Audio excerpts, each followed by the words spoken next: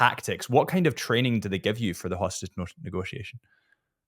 Well, and um, not that I think the training is great. Mm, All of the training I went through at Quantico, the training I went through with the Metropolitan Police Scotland Yard was excellent. It's putting those skills into practice and recognizing what works. Especially, I think Metropolitan Police Scotland Yard and the SAS are excellent. They take what worked, they look at their successes, and they build upon those. They don't look back at what didn't work. They focus on what worked and continue to build it and make it better. And I mhm, think as hostage negotiators, you take those skills that worked. And there's probably about five of them, five core skills that we really focus on that work. And again, they're skills that we all have. I use the analogy of if you've ever rearranged things in your kitchen or even in your bathroom, something that you use every single day. And say you've moved the trash can. You've moved the trash can from one side of the room to the other side of the room because it looked better. You added more furniture. You've done something. So you move something that you use every single day to a different spot. So think about it. If you've moved your trash can, what happens the first time you go to use it? You go to throw something away. You go to the you spot where, miss it. right? And you're like, ugh. So then you start going to the new spot. And that's exactly what we teach with listening is Mm, moving the trash can. You have the skills, you know what they're all about, but you've got to consciously think about them to put them into practice to make yourself great. And like I said, there's some core skills that we use. We talk about mindsets, but one of the biggest ones is to use questions sparingly. We all think if we ask questions, we're going to get all of this information, and that's a good thing. And it's actually just the opposite, because when you ask questions, one, you reveal what your agenda is. Second, you change the subject.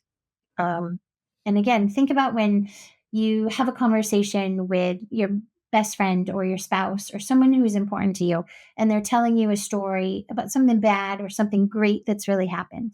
And you listen, you just sit back and you listen. You're not asking questions, you're not peppering them with questions to get more information because you want to hear the story, right? mhm. Um, and so we say use questions sparingly. Use one good open-ended question that you can start to get information, which you can then turn into intelligence. And when you start to use those, when you ask that one question, people will talk. And you want people to relax. When people are relaxed, they talk a lot. And for us as hostage negotiators, that's great because the secrets are in the ramblings. They will disclose so much information that's going to help you when you get to that stage where you want to propose, hey, you know what? Sounds like you're having a really bad day. Why don't you come down off the bridge? Mhm. And it's those sorts of things that you use in your proposal to get to influence them, to understand them, to get them to do what you want them to do.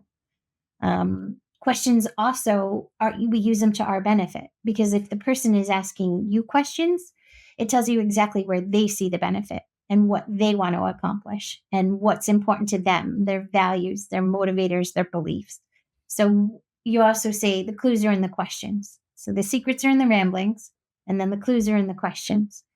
Um, you, and it, we often, when we do the corporate training, for the folks that go into meetings, we always say go in pairs. One person does the talking, and then the second person write down every single question the people in that meeting asked, because you're going to know exactly where they see the benefit, where they are motivated, where their values and beliefs are. It's an extremely powerful tool.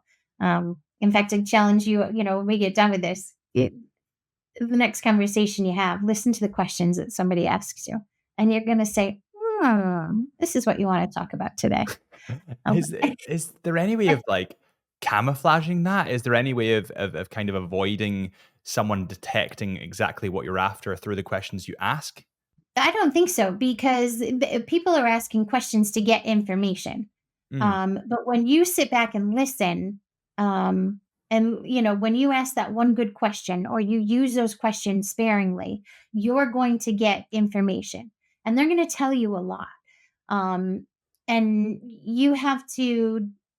discern or figure out which pieces you can use for your agenda to influence them.